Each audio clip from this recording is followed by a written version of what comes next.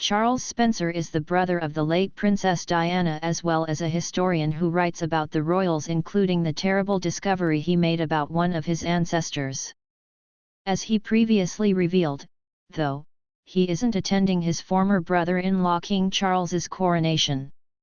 He did discuss his interest in the topic of coronations in general on Wednesday, however, highlighting some times when they've gone especially badly.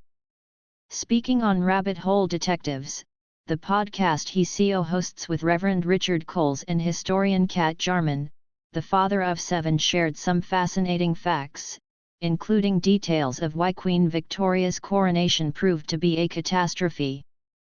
As Charles explained, on the day she was crowned in 1838, there wasn't really a rehearsal.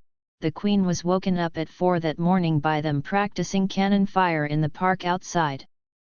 And then 400,000 people turned up in London because the train had just opened up the capital to people.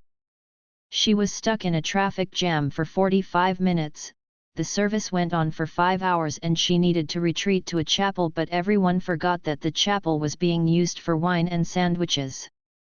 The whole thing was an absolute disaster, all in all, a complete catastrophe.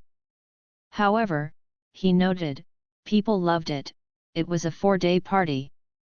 Charles also shared what he'd learned about the botched coronations of 2 other royals, William the Conqueror and George IV. He said, William the Conqueror sets the tone for botched coronations quite firmly. He brought in a sort of ecumenical service in French and English, but a lot was lost in translation. The priests hadn't really run through it. Even worse, when his supporters shouted their appreciation for the king, the Normans mistook this for an assassination attempt and set fire to London, so Westminster Abbey had to be evacuated. George IV, meanwhile, spent £240,000, the equivalent of £33 million today, on his 1821 ceremony, but it was considered underwhelming.